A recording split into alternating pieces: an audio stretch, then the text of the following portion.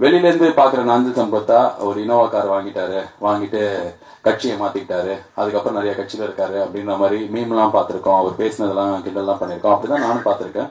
இந்த படத்துல எனக்கு அப்பாவா நடிக்கணும், ஒரு அரசியல்வாதி கேரக்டர்னும் போது ஏற்கனவே நடிக்கிறவங்க இல்லாம யாராவது புதுசா இருக்கலாமே அப்படின்னு யோசிக்கும் போது டக்குன்னு அவர் ஸ்ட்ரைக் ஆனார்.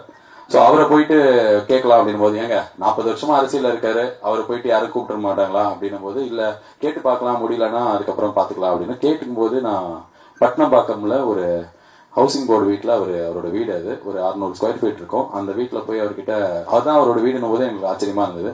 சரி, இது மாதிரி ஒரு படம் ஒன்று பண்ண போறோம், அதுல நீங்க எனக்கு அப்பாவா நடிப்பீங்களா அப்படின்னு கேட்டோன்னே, கதையை கேட்டு நான் நடிக்கிறேன், என் பையனுக்கு ஃபீஸ் கட்டுவீங்களா அப்படின்னாரு. எனக்கு அது பெரிய ஷாக், என் கூட வந்தவங்களுக்கும் பெரிய ஷாக். ஒரு 40 வருஷம் அரசியல் இருக்கிறவங்க அவங்க பையனுக்குலாம் காலேஜே கட்டிட்டு இருக்கிற டைம்ல அவர் கரெக்ட் தானே, காலேஜே ஒரு 4 காலேஜ் வச்சிருப்பாங்க, ஒரு சீட்டுக்கு ஃபீஸ் கட்டுவீங்களா அப்படின்னு கேட்கும்போது, இதுதான் நாஞ்சில் சம்பத். ஸோ நான் அன்னைக்கு ஒரு மோசமான ஒரு அப்பா, கெட்டவன், வில்லன் அப்படின்ற மாதிரி ஒரு கேரக்டருக்கு தான் அவர் எடுத்துட்டு போனேன். அவர் கூட பழகி அவர் கூட பேச ஆரம்பிச்சதுக்கு அப்புறம் நான் கம்ப்ளீட்டா அவரோட ரியல் லைஃப் கேரக்டர் தான் அந்த படத்துலயும் இருக்கணும் அப்படின்னு சொல்லிட்டு ரீரைட் பண்ணோம் நாங்க. ரொம்ப ரொம்ப நல்லா பண்ணிருக்காரு இந்த படத்துல. அவர் பார்த்தாலே சிரிச்சிடறாங்க. எடிட்டர் ஆண்டனி தான் இந்த படத்தோட எடிட்டர். ஸோ இந்த மாதிரி சேர்ல இருந்தெல்லாம் கீழே விழுந்துலாம் சிரிச்சிருக்காரு அவர் இவரை பார்த்தோன்னே.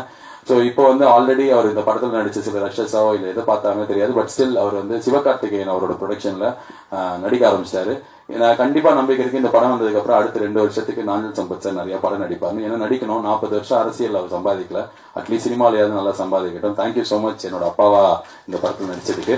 அவர் கண்ணில் ஆபரேஷன் பண்ணிருக்காங்களா, நாகர்கோவில்ல இருக்காரு, சினிமா தெரியாத மனுஷன். அதாவது பிரஸ் மீட்டு கூட அவரே டிக்கெட் போட்டு புக் பண்ணி வருவார்.